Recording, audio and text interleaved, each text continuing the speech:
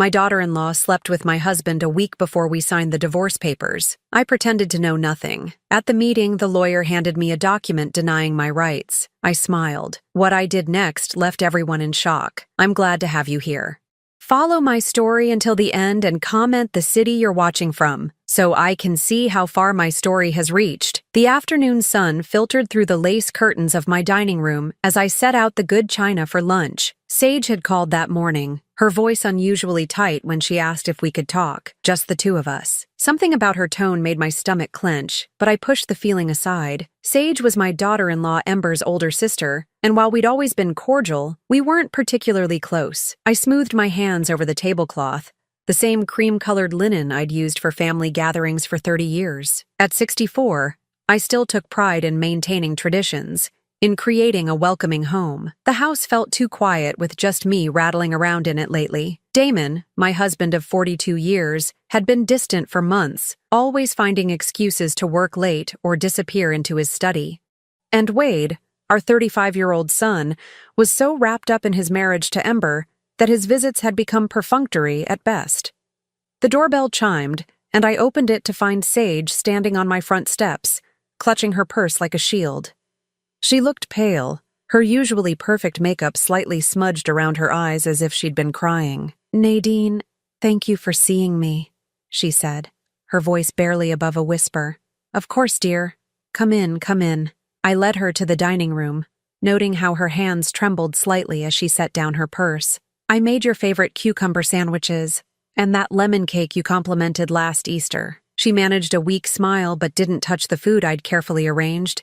Instead, she stared at her folded hands, her knuckles white with tension. "Sage, what's wrong? You look like you've seen a ghost." She looked up then, and I saw something in her green eyes that made my blood run cold. Pain, guilt, and underneath it all, a desperate kind of love. "Nadine, I need to tell you something, and I don't know how to say it without destroying everything." My heart began to pound, but I kept my voice steady. "Whatever it is, we can work through it together." Sage let out a shaky breath, tears pooling in her eyes. "It's about Ember and Damon." The world tilted slightly, but I forced myself to remain still, my hands folded calmly in my lap.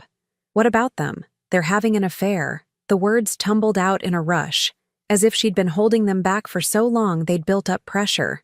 "I've known for weeks. I saw them together at that little cafe downtown, the one near Damon's office. They were holding hands, kissing, acting like lovers." I felt something inside me crack, like ice breaking on a frozen pond, but my voice remained steady. "Are you certain?" Sage nodded miserably. "I confronted Ember about it. She didn't even try to deny it. She just laughed and said it wasn't any of my business. But Nadine, the things she said about you..." Her voice broke completely then.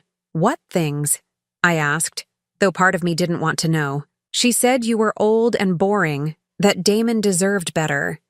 She said once the divorce was final, she'd make sure you got as little as possible.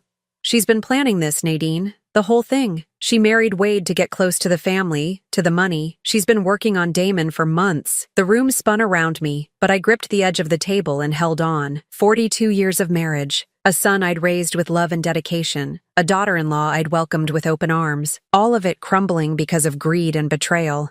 "Why are you telling me this?" I whispered. Sage reached across the table and grasped my hand. "Because it's wrong. Because you've been nothing but kind to our family, and you don't deserve this. Because Wade doesn't deserve to be married to someone who's capable of this level of deception." She paused, wiping her eyes with her free hand. "And because I love my nephew, and I can't stand watching Ember destroy everything good in this family." I stared at our joined hands, mine wrinkled and spotted with age, hers smooth and young. "Does Wade know?" "No, and I don't know if I should tell him. It would destroy him." I pulled my hand free and stood up slowly, walking to the window that overlooked the garden Damon and I had planted together in our early years. The roses were in full bloom, their red petals bright against the green foliage. Everything looked so normal, so peaceful, but underneath, the roots were rotting. "What will you do?" Sage asked behind me. I turned back to her, and something had shifted inside me. The initial shock was giving way to something cooler, more calculating. I'd spent my entire adult life taking care of others, smoothing over problems, keeping the peace. But this wasn't something that could be smoothed over. Nothing, I said calmly. Sage's eyes widened. Nothing? I'm going to pretend I never heard this conversation. I'm going to smile and play the devoted wife and mother. And I'm going to let them think they're winning. But Nadine, Sage dear, some games require patience. And I've been patient for a very long time. I sat back down and poured myself a cup of tea with steady hands. Tell me, does Ember know you're here? No. She thinks I'm at work. Good. It needs to stay that way. I met her eyes, and she must have seen something there that surprised her because she sat back slightly. Can you do that for me? Can you pretend you never told me? Sage nodded slowly. But what about Wade? What about your marriage? I took a sip of tea, letting the familiar ritual calm my racing thoughts. Some battles aren't won by charging in with guns blazing, dear. Sometimes you have to let your enemies think they've already won. After Sage left, I sat alone in my dining room for a long time, staring at the untouched cake and sandwiches. The house felt different now, as if the very walls had shifted. Every family photo on the mantel, every shared memory attached to the furniture and decorations, all of it tainted by the knowledge of what was happening under my own roof. When Damon came home that evening, I was in the kitchen preparing his favorite dinner, pot roast with carrots and potatoes, the same meal I'd made every Thursday for 40 years. Smells good, he said, not meeting my eyes as he loosened his tie. Long day at the office? I asked pleasantly, as if I didn't know he'd probably spent his lunch hour with my daughter-in-law, the usual. He disappeared upstairs to change, and I continued setting the table, my movements automatic and precise. When he returned, we ate in relative silence, the conversation limited to mundane topics about the weather and household repairs. But I watched him carefully now, noting things I'd overlooked before.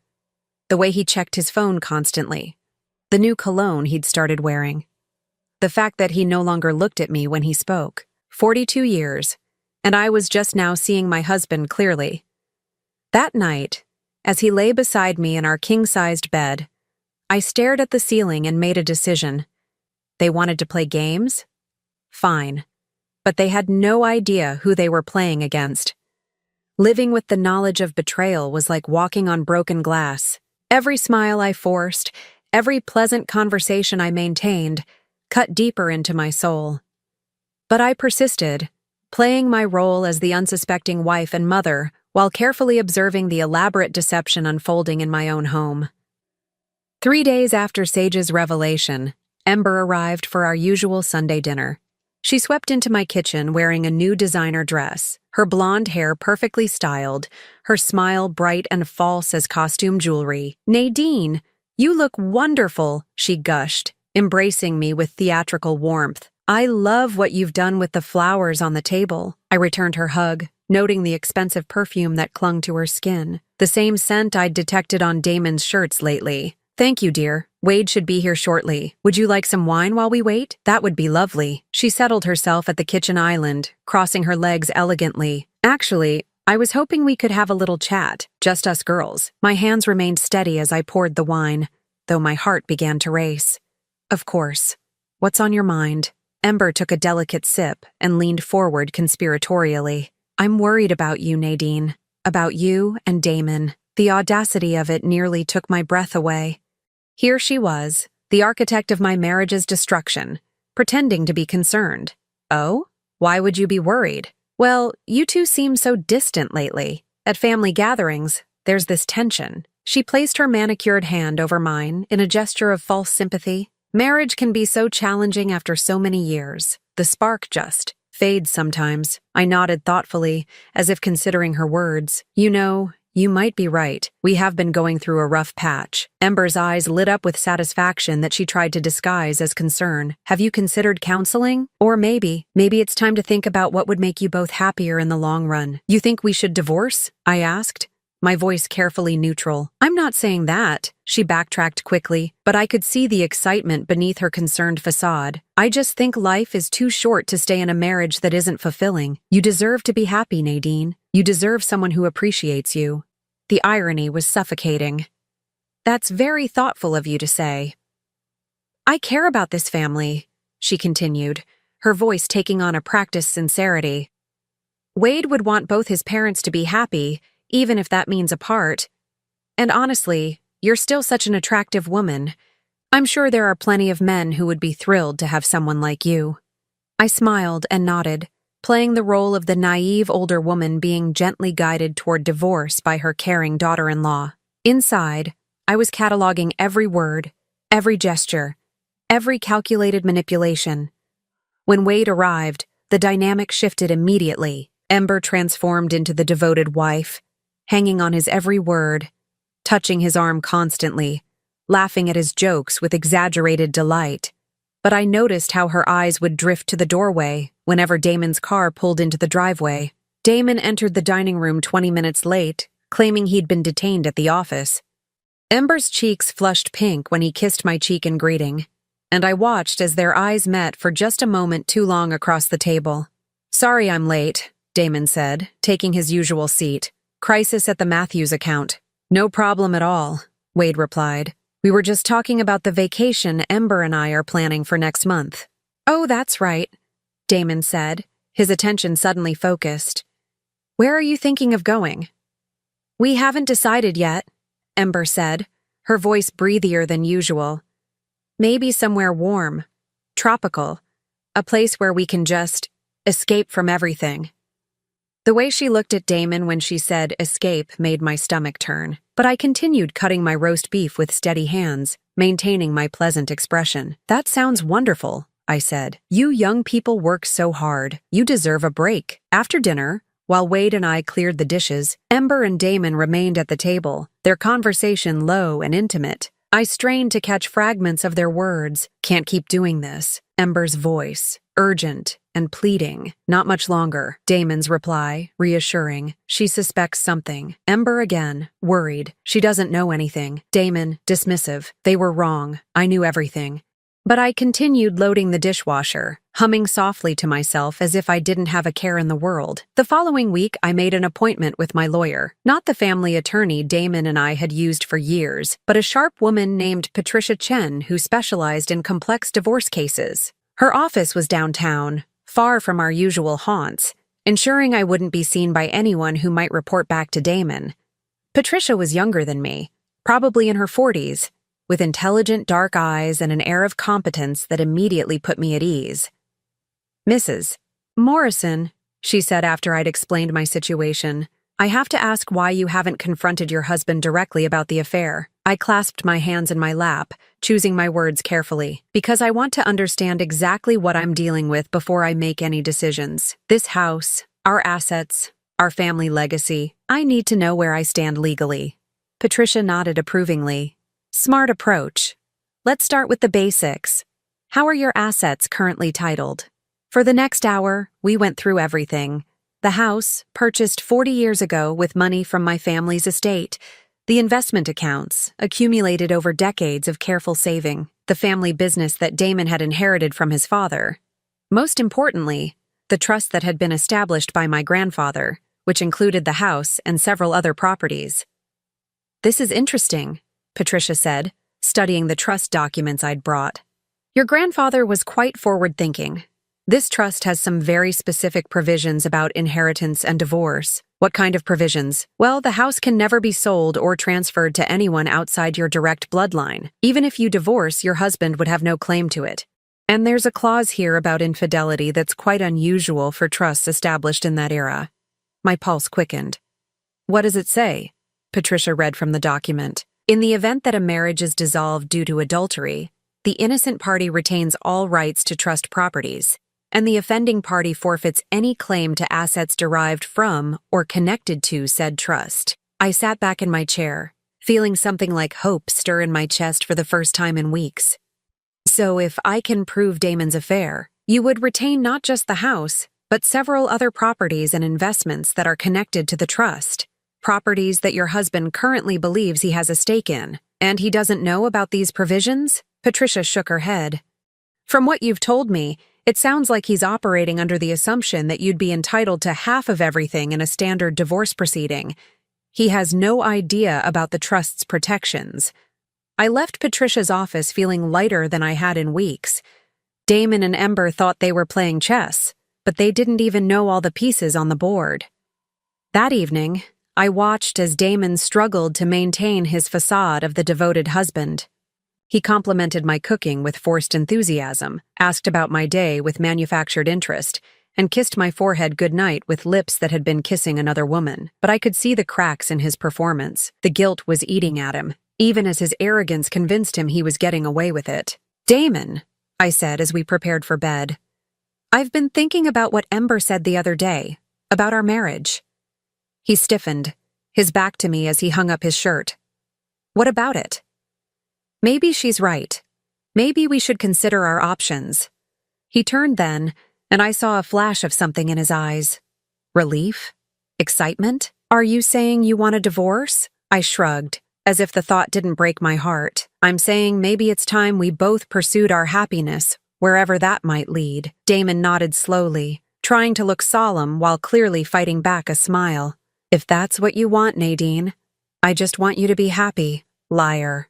But I smiled back at him, playing my part in this terrible theater. "I want us both to be happy." As I lay in bed that night, listening to Damon's satisfied breathing beside me, I thought about Ember's triumphant smile, about the expensive dress and perfume she wore to family dinners now, about the way she touched my son's shoulder while planning her escape with his father. They thought they were so clever. They thought they'd already won. They had no idea the game was just beginning. The law offices of Pemberton and Associates occupied the top floor of a gleaming downtown high-rise, all marble and mahogany designed to intimidate. I sat in the reception area, my hands folded calmly in my lap while Damon paced near the floor-to-ceiling windows, checking his phone every few seconds. He'd been on edge all morning, snapping at me over breakfast and muttering under his breath about getting this over with. Ember had insisted on coming, claiming she wanted to support Wade during this difficult time for the family. She sat beside my son now, her hand resting possessively on his thigh while she whispered reassurances in his ear. Wade looked devastated, his face pale and drawn. He still believed this divorce was a mutual decision, a sad but amicable end to a marriage that had simply run its course, if only he knew the truth. "Mrs. Morrison? Mr. Morrison?" A tall, silver-haired man in an expensive suit approached us. "I'm Richard Pemberton. Thank you for coming in today." Damon had chosen Pemberton himself, claiming the man was the best divorce attorney in the city. What Damon didn't mention was that Pemberton was also a longtime friend of his from their country club, a detail I'd discovered during my own research into the man's background. We were led into a conference room dominated by a massive table surrounded by leather chairs. Pemberton took his seat at the head, spreading documents across the polished surface with practiced efficiency. Damon sat to his right, while I took the chair directly across from them. Wade and Ember positioned themselves at the far end of the table, close enough to observe but removed from the main proceedings. "Before we begin," Pemberton said, his voice carrying the smooth authority of someone accustomed to controlling rooms full of people, "I want to ensure everyone understands that this is intended to be an amicable dissolution. Both parties have expressed a desire to handle this matter with dignity and fairness." I nodded graciously. "Of course. That's what we both want." Damon shot me a quick glance, probably surprised by my cooperative tone. He'd been expecting resistance, arguments, tears. Instead, I'd been nothing but reasonable since agreeing to the divorce, which had clearly unsettled him. "Excellent," Pemberton continued. "Now, let's review the proposed settlement." He slid a thick folder across the table to me. "As you'll see, we've attempted to divide the marital assets equitably, taking into consideration the length of the marriage and both parties' contributions." I opened the folder and began reading, my expression neutral even as the words on the page made my blood boil. According to Pemberton's proposal, I would receive the small downtown condo we'd purchased as an investment property 15 years ago, along with half of our joint savings account and a modest monthly alimony payment. Damon would retain the family home, the business, the vacation properties, and the majority of our investment portfolio. "This seems rather one-sided," I said mildly, not looking up from the documents. Pemberton cleared his throat. "I understand your concern, Mrs. Morrison, but we have to consider the reality of the situation. Your husband has been the primary breadwinner throughout the marriage, and the business requires continuity of leadership. The house has significant maintenance costs that would be difficult for you to manage on a reduced income." Translation: they thought I was too old, too dependent, too naive to fight for what was rightfully mine. Additionally, Pemberton continued, his tone becoming more condescending, there are some complications regarding the house specifically. It appears there may be some irregularities with the original deed and trust documentation. Until those issues are resolved, it would be prudent to leave the property in Mr. Morrison's name to avoid any legal complications. I almost laughed at the sheer audacity of it. They were trying to steal my family's house using fabricated legal complications. I could see Ember sitting straighter in her chair, probably calculating how soon she could redecorate the master bedroom. I see, I said quietly. And these irregularities, when do you expect them to be resolved? Pemberton waved his hand dismissively. These things can take years to sort out. Generational property transfers, trust modifications. It's quite complex. Really, it's better for everyone if we keep things simple. Out! Damon leaned forward, his voice taking on the patient tone he'd used to explain complex business deals to me over the years. Nadine, I know this isn't easy, but Pemberton knows what he's talking about. This way, you won't have to worry about property taxes, maintenance, all those headaches. The condo will be perfect for you. Much more manageable. Manageable? As if I were a child who needed to be protected from adult responsibilities. I looked around the table, taking in each face. Pemberton, smug and satisfied with his clever manipulation of legal language. Damon, trying to look sympathetic while barely containing his excitement at getting everything he wanted. Ember, her eyes bright with triumph as she imagined herself as mistress of my family home. And Wade, my sweet boy, looking uncomfortable but trusting that his parents were handling things fairly. Well, I said, closing the folder with a soft snap, I suppose you've thought of everything. Pemberton smiled, probably thinking he'd won. We've tried to be thorough, yes. Of course, you're welcome to have your own attorney review the documents, but I think you'll find everything is quite standard for a case like this. A case like this. A devoted wife of 42 years being discarded so her husband could play house with their son's wife. That won't be necessary, I said, reaching for the pen Pemberton offered. Where do I sign? The room went silent. Even Ember looked surprised by my immediate capitulation. Are you sure, Mom? Wade asked, his voice uncertain. Maybe you should take some time to think about it. I turned to my son, this good man who still believed in fairness and honesty because I'd raised him to, and smiled. Sweetheart, sometimes in life you have to know when to fight and when to accept reality. Your father and I have had a good run, but it's time for both of us to start new chapters. Damon was frowning now, clearly puzzled by my easy surrender. He'd expected a battle, had probably prepared arguments and justifications for why he deserved everything. My compliance was making him nervous. The signature goes here, Pemberton said, pointing to a line at the bottom of the final page. And here, and initial here. I signed my name with steady strokes, each letter precisely formed. Nadine Elizabeth Morrison. The same signature I'd used on our marriage certificate 42 years ago, back when I'd believed in forever. There, I said, setting down the pen and looking directly at Damon. I hope this gives you everything you're looking for. Something flickered in his eyes then. Guilt, maybe, or a belated recognition of what he was destroying. But the moment passed quickly, replaced by the selfish satisfaction of a man who thought he'd gotten away with betraying his wife. Ember could barely contain herself. She reached over and squeezed Wade's hand, her voice breathy with excitement. I'm so proud of how maturely you're both handling this. It takes real strength to put family first. Family first. The woman who was sleeping with her father-in-law was lecturing me about putting family first. Thank you, dear, I said warmly. That means so much coming from you.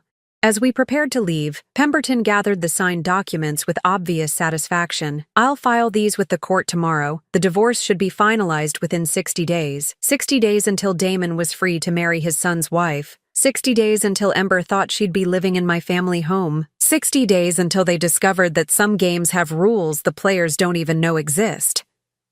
Outside the building, Wade hugged me tightly, his eyes wet with unshed tears. Mom, are you okay? You seem so calm about all this. I patted his cheek, this boy who looked so much like his father had at that age, back when Damon still had a soul. I'm fine, sweetheart. Everything is going to work out exactly as it should. Ember appeared beside us, her arms sliding around Wade's waist with practiced possessiveness. Your mother is incredibly strong, baby. She's going to be so much happier now. I'm sure I will be, I agreed, meeting her triumphant gaze with a serene smile. I'm sure we all will be. As they walked away, I could hear Ember's excited chatter about helping me pack, about finding me a nice retirement community where I could make friends my own age, about how much simpler life would be for everyone now. I stood there in the shadow of the high-rise, watching my husband and daughter-in-law celebrate their victory, and felt a deep, cold satisfaction settle in my chest. They thought they'd won. They thought they'd outsmarted the naive old woman who'd spent 42 years taking care of everyone else. They had no idea that in exactly 60 days, when their divorce became final and they tried to claim their prizes, they would discover that some property belongs not to husbands or wives, but to bloodlines that stretch back generations. I walked to my car with steady steps, already thinking about the phone call I needed to make to Patricia Chen. There were preparations to complete, documentation to gather, and a few more moves to make in this chess game they didn't even know they were losing. The real show was about to begin. 2 weeks after signing the divorce papers, I was tending to my rose garden when I heard the sound of tires crunching on gravel. Wade's car pulled into the driveway, but something was wrong. Instead of his usual cheerful wave, he sat behind the wheel for a long moment, his hands gripping the steering wheel as if it were the only thing keeping him upright.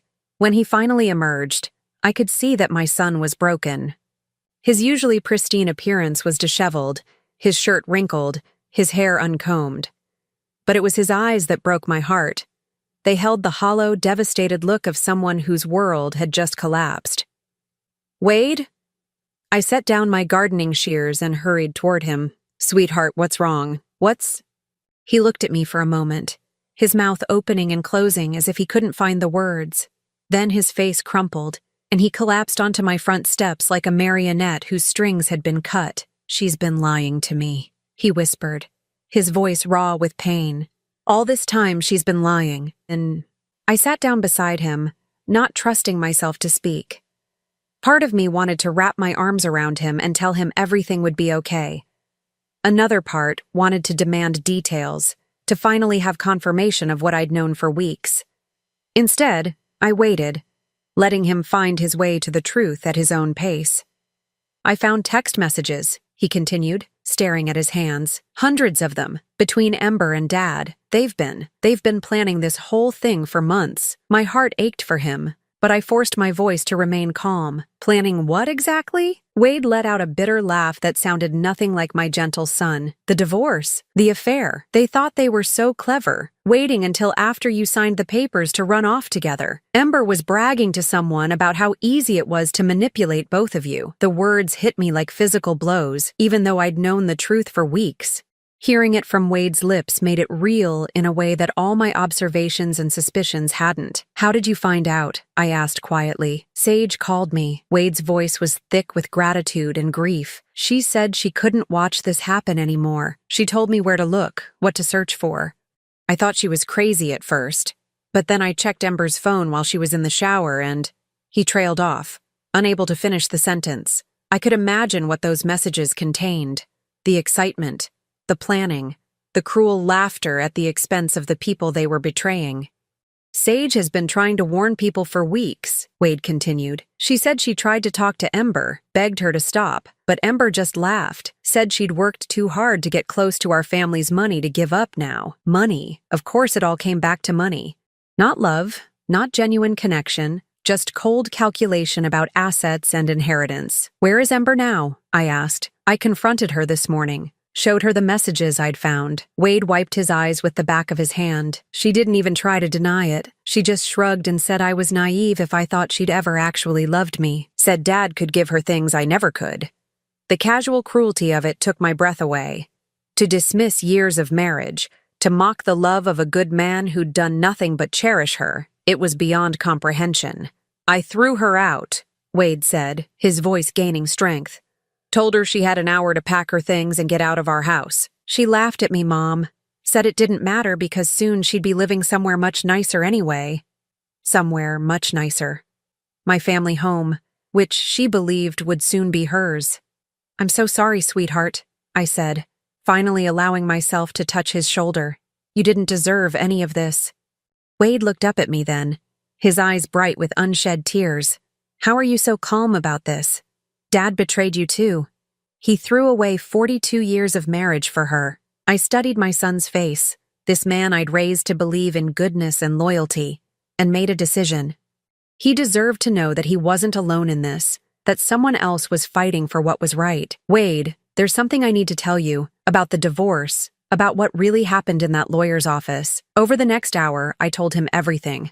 About Sage's warning, about my weeks of careful observation, about Patricia Chen and the trust provisions that Damon and Ember knew nothing about. Wade listened in stunned silence as I explained how I deliberately played the role of the naive, defeated wife while gathering evidence and preparing my real response. "You knew?" he whispered when I finished. "All this time, you knew what they were doing?" "I knew," I confirmed. "And I let them think they'd won, because sometimes the best strategy is to let your opponents reveal exactly who they are before you make your move." Wade stared at me as if seeing me for the first time. "Mom, I had no idea you were so strategic." I smiled sadly. 42 years of marriage teaches you a lot about people, sweetheart, including when to fight and when to wait for the right moment. So what happens now? When Dad finds out about the trust, that's up to him. And Ember. I stood up, brushing dirt from my gardening clothes. They made their choices. Now they get to live with the consequences. Wade stood too, looking more like himself than he had since arriving. "What about us? I mean, I know Ember is my wife, or was my wife, but I can't just pretend this didn't happen." "You don't have to pretend anything," I assured him. "You're the innocent party in all this. You have every right to protect yourself." As if summoned by our conversation, another car pulled into the driveway. This time it was Sage, her face anxious as she hurried toward us. "Wade, I'm so sorry," she said, her voice thick with emotion. "I know this is all my fault." "If I hadn't told you to look—" "You saved me," Wade interrupted, his voice firm. "If you hadn't warned me, I would have spent months or years married to someone who was using me. You saved me from wasting my life on a lie." Sage's eyes filled with tears. "I should have said something sooner. I should have protected you better." I watched the two of them, noting the way Sage's genuine distress contrasted so sharply with Ember's calculated manipulation. Where Ember was all sharp edges and hidden agendas, Sage radiated warmth and sincerity. Even in her guilt and pain, she was thinking of Wade's welfare. "Sage," I said gently, "you did exactly the right thing. You chose loyalty and honesty over family convenience. That takes real courage." She looked at me with surprised gratitude. "I was so afraid you'd hate me for bringing this into your family." "My dear, you didn't bring anything into our family. You revealed what was already here, festering in the darkness. Now we can deal with it in the light." Wade moved closer to Sage, his hand hovering near her shoulder as if he wanted to comfort her, but wasn't sure if it was appropriate. "Sage, I need you to know how grateful I am. Not just for warning me, but for being honest when it would have been easier to stay silent." The look that passed between them was charged with something new and tentative. Not romance, not yet, but the recognition of shared values, of similar wounds, of the possibility that something good might grow from the ashes of this betrayal. "I should go," Sage said suddenly, as if realizing she was intruding on a family crisis. "You two need time to process all this." "Actually," Wade said quickly, "would you like to stay for dinner? Mom makes the best pot roast in the county, and I think we could all use some normal conversation right now." Sage looked to me for permission, and I nodded warmly. "I'd love to have you stay. It's been far too long since we've had honest conversation around our dinner table." As the three of us walked toward the house, I felt something shift in the air around us. The toxic cloud that had been hovering over our family was finally beginning to lift. Ember's betrayal had been devastating, but it had also revealed the true character of everyone involved. Wade was stronger than I'd given him credit for, capable of facing hard truths and making difficult decisions. Sage was proving herself to be everything her sister wasn't, loyal, honest, selfless. And I had rediscovered my own strength, my ability to plan and wait and fight for what mattered. That evening, as we sat around my kitchen table sharing stories and laughter, I watched Wade and Sage together. There was something healing in their connection, a recognition that they had both been betrayed by someone they loved, but that betrayal didn't have to define them. You know, Sage said quietly as we cleared the dishes, Ember always said I was too soft, too trusting. She said nice people finish last. Wade paused in his work, looking at her intently. I used to think being decent was enough, that if you treated people well and trusted them, they'd do the same for you. And now? I asked, curious about how this experience would change my son. Wade glanced at Sage, then back at me. Now I think being decent is still the right choice. But it doesn't mean you have to be naive.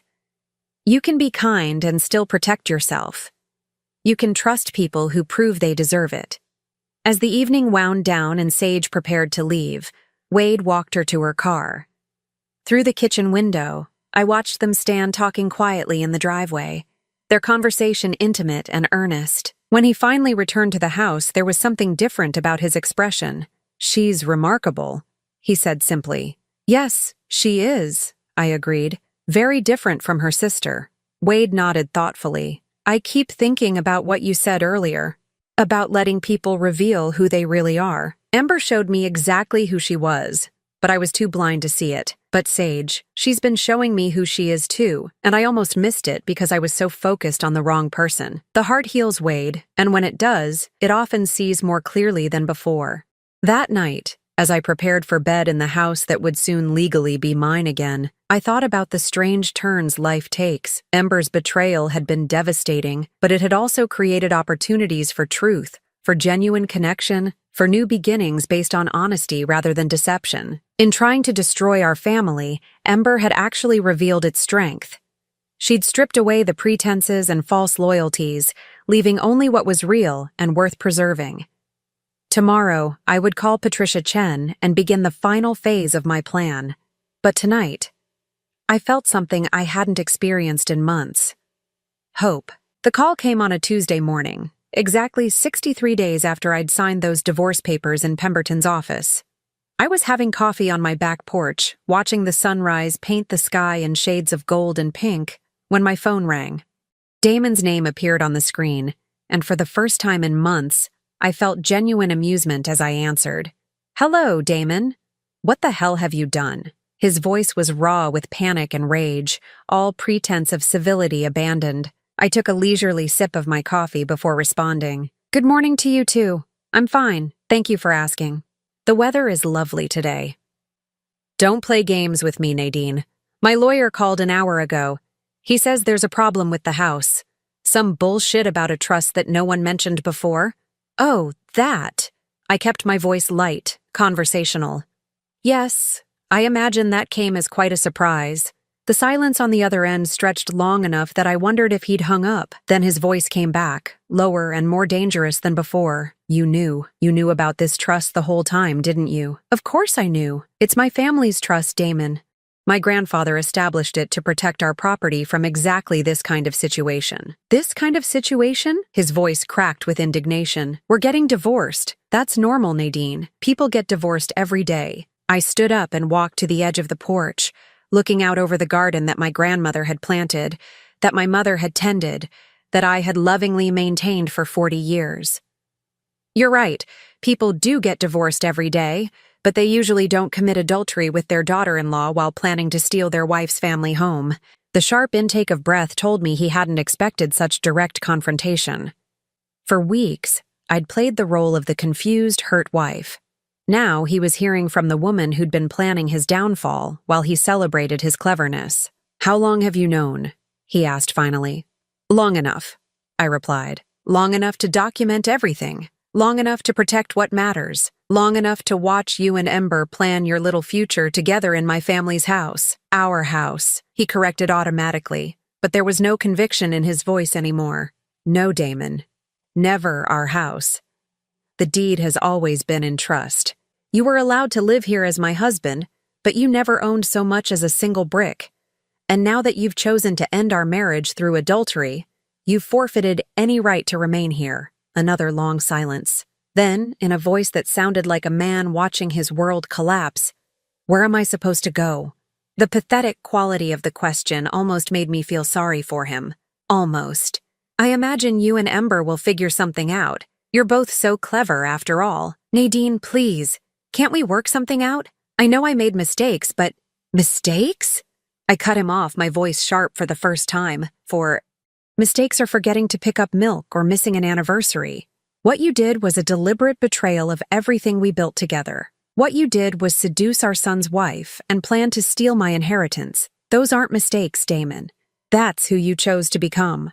I heard a woman's voice in the background, shrill and demanding. Ember, no doubt wanting to know what was happening to her carefully laid plans. "I have to go," Damon said, his voice defeated. "But this isn't over." "Yes, it is," I replied calmly. "It's been over for quite some time. You just didn't realize it yet." After hanging up, I sat back down and finished my coffee in peaceful silence. The phone rang several more times.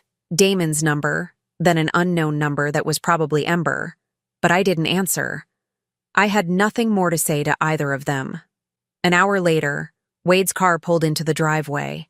He looked grim but determined as he walked up the porch steps, Sage beside him holding a manila folder. "Mom, we need to talk," he said without preamble. "Of course. Come sit down." Wade took the chair across from me while Sage settled beside him, their proximity speaking to the growing bond between them. Over the past few weeks, they'd become inseparable, finding solace and understanding in their shared experience of betrayal. "Sage has been helping me go through Ember's things," Wade began. "We found some documents that I think you need to see." Sage opened the folder and pulled out a stack of papers. "These were hidden in a lockbox in Ember's closet. I think they show just how long this has been planned." The first document was a copy of my grandfather's will, annotated in Ember's handwriting with notes about property values and inheritance laws.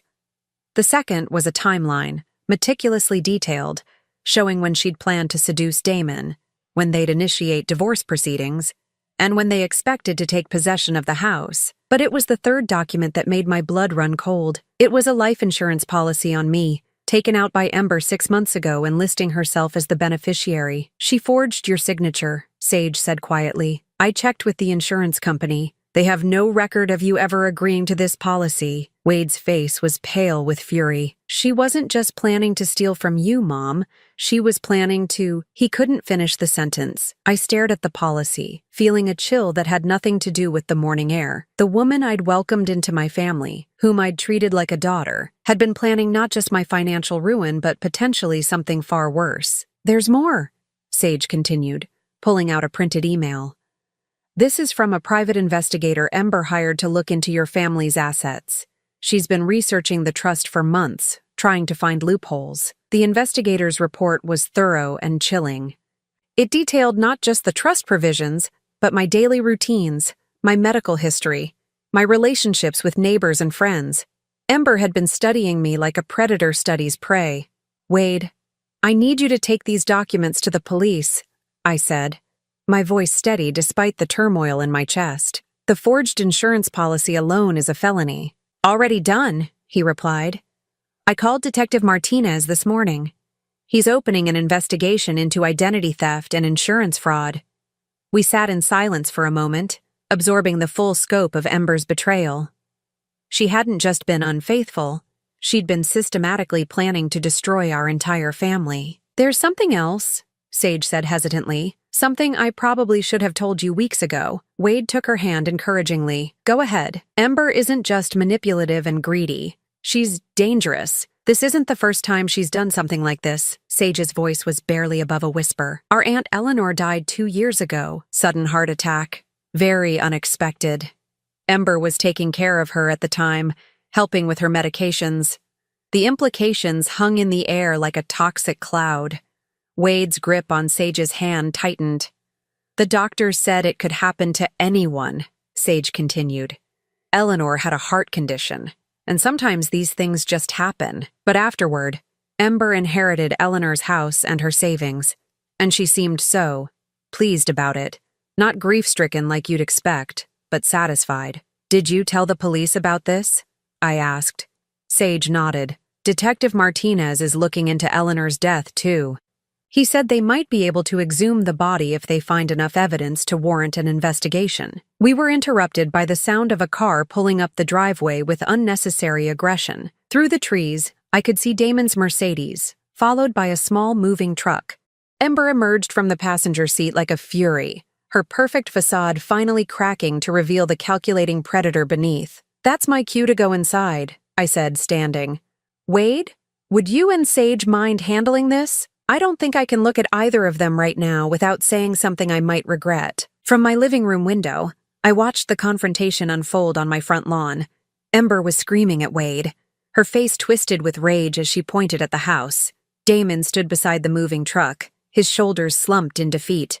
Two burly movers waited uncertainly, unsure whether to unload their cargo.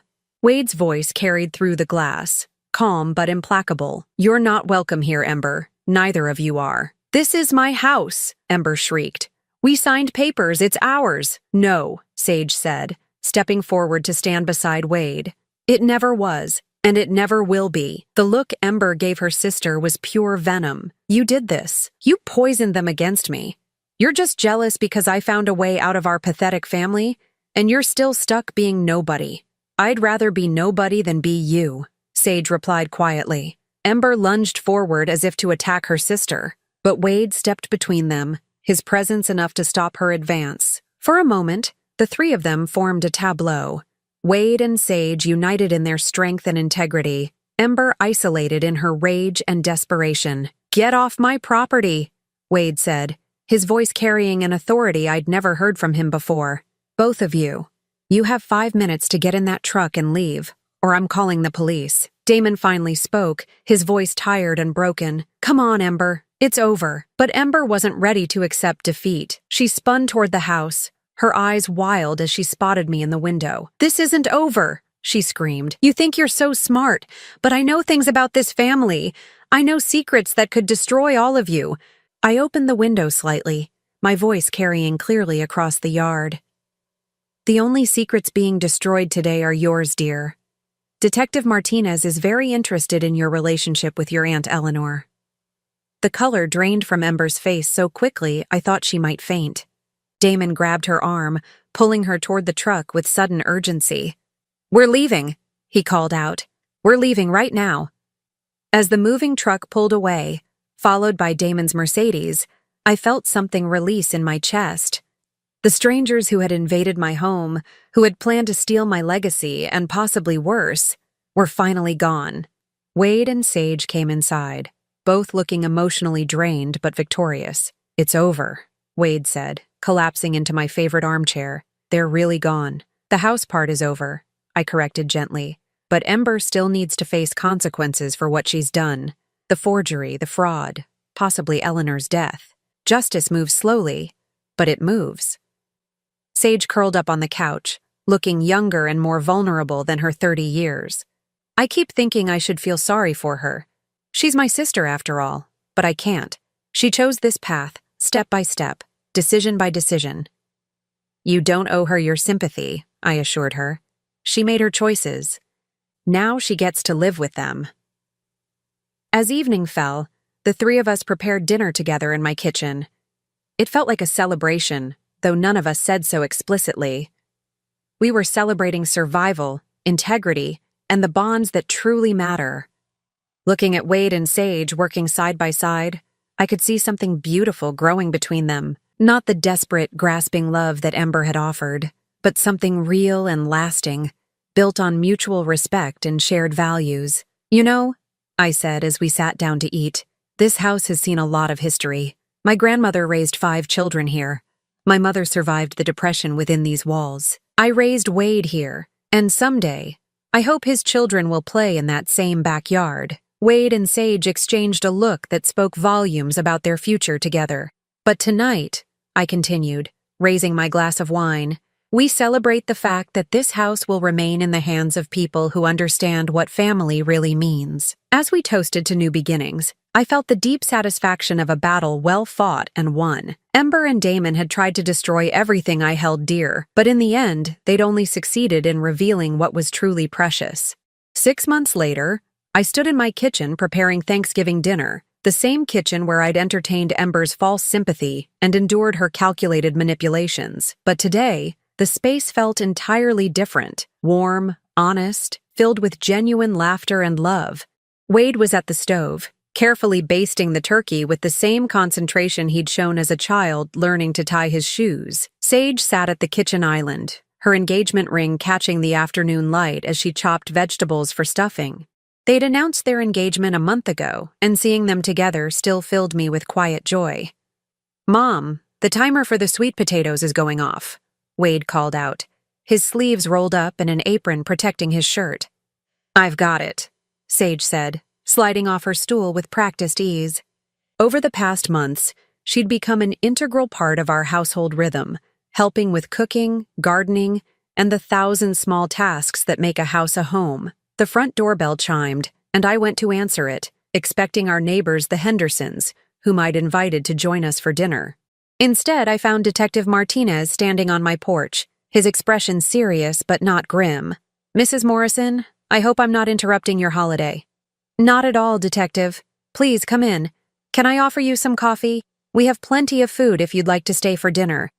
He followed me into the living room, declining my offer of refreshment. "I wanted to update you on the investigation before the holiday weekend." Wade and Sage appeared in the doorway, their faces tense with anticipation. "Ember Holbrook has been formally charged with insurance fraud, identity theft, and conspiracy to commit fraud," Martinez began. "The district attorney feels confident about securing convictions on all counts." "And Eleanor?" Sage asked quietly. Martinez's expression grew more serious. "The exhumation revealed traces of digitalis in your aunt's system. Levels that would be consistent with intentional poisoning, not accidental overdose from her heart medication." Sage's hand flew to her mouth. "She really killed her." "We're building a case for first-degree murder. Ember's fingerprints were found on the medicine bottles, and we discovered she'd been researching the effects of digitalis online for weeks before Eleanor's death. I felt a chill that had nothing to do with the November air." "What about Damon?" "No evidence of his involvement in Eleanor's death. But he's been charged as an accessory to the fraud schemes. His cooperation with the investigation will likely result in a reduced sentence." After Martinez left, we sat in the living room, absorbing the news. Justice was finally being served, but it felt hollow somehow. Eleanor was still dead, Wade's marriage was still destroyed, and 42 years of my life had still been built on a foundation that crumbled the moment my husband chose betrayal over loyalty. "Are you okay, Mom?" Wade asked, noting my silence. I considered the question carefully. "I'm relieved," I said finally. "Relieved that Ember can't hurt anyone else. Relieved that Eleanor will get justice. But mostly, I'm relieved that we survived this with our integrity intact." Sage reached over and squeezed my hand. "I keep thinking about all the what-ifs. What if I hadn't told you about the affair? What if you hadn't known about the trust? What if Ember had succeeded?" "But she didn't," Wade pointed out. "And we're all stronger now because of it." He was right. The past 6 months had tested us in ways I'd never imagined, but we'd emerged more connected, more honest with each other, more aware of what truly mattered. The Hendersons arrived shortly after, followed by Patricia Chen and her husband, whom I'd invited after discovering we shared a love of gardening. The dining room filled with conversation and laughter, the kind of genuine warmth that can't be manufactured or manipulated. As we sat down to dinner, I looked around the table at the faces gathered there. Real friends, chosen family, people who cared about each other without agenda or calculation. This was what Ember had never understood. That true wealth isn't measured in property values or bank accounts, but in the quality of the relationships you build. "Before we eat," I said, standing and raising my wine glass, "I want to say something." The conversation quieted, all eyes turning to me. This year has been one of the most difficult of my life. I lost a marriage I thought would last forever. I discovered that someone I loved was capable of unimaginable betrayal. I learned that my family was under attack from within. I paused, meeting each pair of eyes around the table. But I also learned that I'm stronger than I ever imagined. I learned that my son is a man of integrity who chooses love over revenge. I learned that sometimes the greatest gifts come disguised as losses. I looked directly at Sage. This woman who'd had the courage to speak truth when silence would have been easier. I learned that family isn't just about blood. It's about people who stand by you when the world tries to tear you down. People who choose honesty over convenience, loyalty over self-interest. Wade stood and raised his own glass. To Mom, who taught us that grace under pressure isn't just a saying, it's a way of life. To Nadine, Patricia added, who proved that patience and planning can overcome any adversary. To new beginnings, Sage said softly, and to families we choose as much as families we're born into. As we clinked glasses, I felt a deep sense of completion.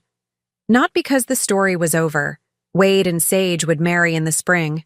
There would be grandchildren eventually. Life would continue with all its joys and challenges.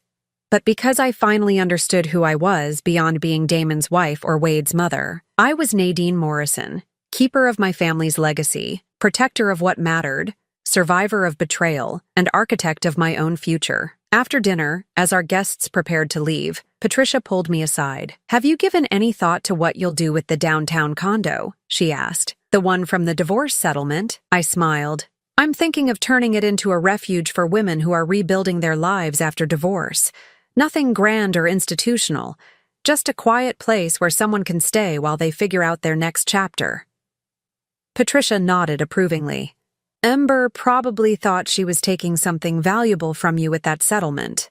She had no idea she was giving you away to help other women in similar situations. Ironic, isn't it? Her greed became the foundation for something genuinely useful." Later that evening, after Wade and Sage had gone home to their apartment, I walked through the quiet house, turning off lights and checking locks. The same ritual I'd performed for 40 years, but now it felt different, peaceful rather than routine, secure rather than automatic. In my bedroom, I opened the jewelry box where I kept my most precious possessions, past the pearl necklace my mother had given me, past the gold bracelet from my grandmother. I found what I was looking for, my original wedding ring, the simple gold band Damon had placed on my finger when we were both young and full of dreams. I held it up to the lamplight, studying the inscription inside. Forever and always D. Forever had lasted 42 years. Always had ended the day he chose another woman over his family. But that didn't erase the good years, the love that had been real, even if it hadn't been permanent. I placed the ring back in the box, not with anger or sadness, but with acceptance. That chapter of my life was closed, but the story continued.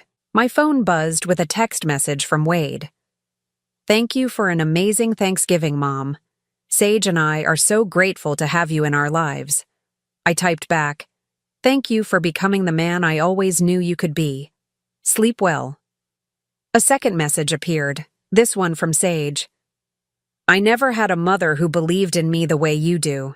Thank you for showing me what real strength looks like." I wiped away the tears that sprang to my eyes. At 64, I was discovering that some of life's greatest gifts come in the second act, when you finally understand what you're worth and refuse to accept anything less. The house settled around me with familiar creaks and sighs, the sounds of a structure that had weathered many storms and would weather many more. I thought about my grandmother, who'd raised 5 children in this house during the Depression. I thought about my mother, who'd maintained it as a sanctuary during World War II when my father was overseas. I was part of a long line of strong women who'd protected what mattered, who'd faced adversity with grace and determination. Ember had tried to break that chain, but she'd only succeeded in forging it stronger. Tomorrow, I would start planning the refuge for divorced women, using the condo that was supposed to be my consolation prize. Next month, I would help Wade and Sage plan their wedding, which would take place in the garden where my grandmother had married my grandfather 80 years ago. But tonight, I would simply be grateful for survival, for discovery, for the knowledge that at any age, at any stage of life, it's never too late to discover who you really are when everything false is stripped away. Outside my window, the November wind rustled through the bare branches of the oak tree Damon and I had planted on our 10th anniversary. It had weathered storms, droughts, and countless seasons of change. Like me, it had bent but not broken, had endured and grown stronger. In the spring, it would bloom again, and so would I. Now I'm curious about you who listened to my story. What would you do if you were in my place? Have you ever been through something similar?